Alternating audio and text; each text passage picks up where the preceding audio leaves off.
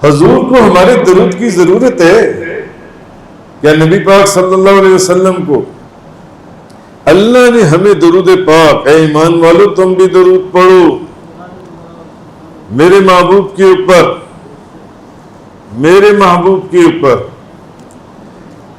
کیا حضور کو ہمارے درود کی ضرورت ہے؟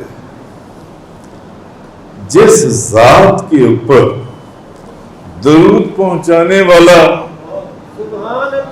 جس ذات کے اوپر درود پہنچانے والا، وہاں ہم جیسے کروڑوں اربوں خربوں کوئی کیلکولیشن ہی نہیں ہے. کیا حضور کو ہمارے درود کی ضرورت ہے؟ نہیں، حضور کو ہمارے درود کی ضرورت نہیں ہے. ان پر درود پڑھنے کی ہمیں ضرورت ہے، ان پر درود پڑھنے کی ہمیں ضرورت ہے. کیوں؟ جب ہم ان پر درود پڑھیں گے تو گناہ ہمارے معاف ہوں گے. جب ہم ان پر درود پڑھیں گے تو اللہ کی رحمت ہم پر نازل ہوگی. جب ہم ان پر درود پڑھیں گے تو جنت کا سرٹیفکیٹ ہمیں ملے گا. جب ہم ان پر درود پڑھیں گے تو قیامت والے دن حضور کا قرب ہمیں ملے گا. جب ہم ان پر درود پڑھیں گے تو قیامت والے دن درود پڑھنے والوں کا چہرہ 14ویں کے چاند کی طرح چمکتا ہوگا. بے شمار باتیں. کیا حضور کو درود کی ضرورت ہے؟ نہیں نہیں. ہم یہ درود مانگ، ہم یہ کہ اللہ تعالیٰ کی زیادہ سے زیادہ، درود کا مطلب تو یہی ہے نا کہ آپ کے اوپر رحمتیں نازل ہوں، آپ کے اوپر رحمتیں نازل ہوں. اب سوال ایک جو پیدا ہوتا ہے، جو سوچنے کی بات ہے کہ مانگی تو وہ چیز جاتی ہے جو پہلے حاصل نہ ہو. یا اللہ اپنے محبوب کے اوپر اپنی رحمت نازل فرما. صلو علیہ وآلہ صلو علیہ وآلہ. ان کے اوپر اپنی رحمت نازل فرما، ان کے اوپر. تو مانگی تو وہ چیز جاتی ہے جو پہلے موجود نہ ہو. تو ان کے متعلق جو پہلی قرآن کہہ رہے وَمَا أَرْسَلْنَاكَ إِلَّا رَحْمَةً لِّلْعَالَمِينَ، وہ تو سارے جہانوں کے لیے رحمت بنا کر بھیجے گئے، تو ہمیں ان کے لیے رحمت مانگنے کے لیے کیا ضرورت ہے؟ بتائیے. سوچنے کی بات ہے نا، اس کو سوچنا چاہیے. ہم پھر یہ جو دعا پھر ہمیں کیوں کہا جا رہا ہے کہ یہ کہو؟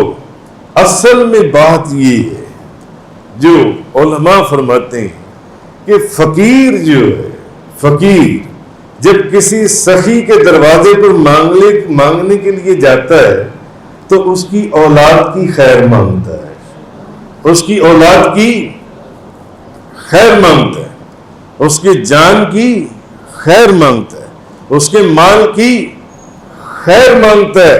تو مالک یہ سمجھ جاتا ہے کہ یہ کوئی تہذیب والا فقیر ہے، یہ کوئی تہذیب والا فقیر ہے، اس کو مانگنا آتا ہے، اس کو مانگنا آتا ہے. مالک کو جب کسی فقیر کسی سخی کے دروازے پر جا کر کہتا ہے کہ تیرے مال کی خیر ہو، تیری جان کی خیر ہو، تیری اولاد کی خیر ہو، تو مالک یہ سمجھ جاتا ہے اس گھر کا کہ یہ جو فقیر آیا ہے نا میرے دروازے پر، اس کو مانگنے کا طریقہ آتا ہے، اس کو مانگنے کا طریقہ آتا ہے.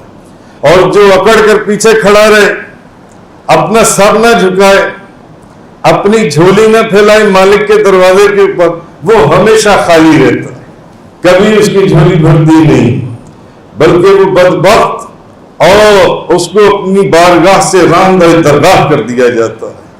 اس کے لیے جھولی بھرنے کے لیے مالک کے دروازے پر سر جھکانا پڑے گا. مالک کے دروازے، اس لیے بزرگوں نے فرمایا یک درگیر و محکم بھی. حضرت شہاب الدین سہروردی حضور غوث اعظم کے خلیفہ، اور کیا جس دروازے کے اوپر، جس دہلیز کے اوپر سر رکھ دیا وہاں سے پیچھے نہ ہونا. اور کتابیں پڑھیں، حضور غوث اعظم کا فرمان دیکھیں آپ جو سیکھیں. خیر، اب مالک جو ہے نا اس کو پتہ چلتا ہے تہذیب والا فقیر ہے، ادب والا فقیر ہے، فرما بردار لوگوں میں سے ہے، تو وہ اس کو کچھ نہ کچھ اس کی جھولی میں ڈال دیتا ہے، اس کی جھولی کے اندر. کیوں؟ وہ اس کے بچوں کی خیر مانگ رہا ہے, وہ اس کے آستانے کی خیر مانگ رہا ہے, وہ اس کی اولاد کی خیر مانگ رہا ہے, وہ اس کی جان اور مال کی خیر مانگ رہا ہے. تو اصل میں بات یہ ہے, ہمیں اللہ کی بارگاہ سے یہ جو حکم ہو رہا ہے کہ اے ایمان والو, کہ جب تم یہاں بھی مانگنے کے لیے آؤ, میری بارگاہ میں کچھ مانگنے کے لیے آؤ, میری بارگاہ میں اب اللہ سے اگر کچھ مانگنا ہو تو آپ کیا کہیں گے؟ یا اللہ تیری اولاد کی خیر ہو, تیرے مال کی خیر ہو, تیری جان کی خیر ہو.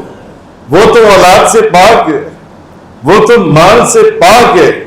ہاں اس نے ایک طریقہ بتا دیا, اس نے کہا یہ میرا محبوب ہے, میرے محبوب کے لیے میری رحمت کا سوال کرتے ہوئے آؤ, جو جھولی پھیلاؤ گے میں تمہیں عطا کروں, جو مانگو گے میں تمہیں دے دوں گا. تم اس کی خیر مانگتے ہوئے آؤ میرے محبوب کی, جن رحمتوں کی بارش ان کی میرے محبوب کی ذات کے اوپر برس رہی ہے. جب تم میرے محبوب کی خیر مانگتے ہوئے میرے دروازے کے پر آؤ گے تو پھر تمہاری جھولی میں اپنے محبوب کے سمندر کی وہ جو رحمتوں کے سمندر نازل ہوئے ہیں اس کا ایک سینٹا تمہارے اوپر بھی مار دوں گا.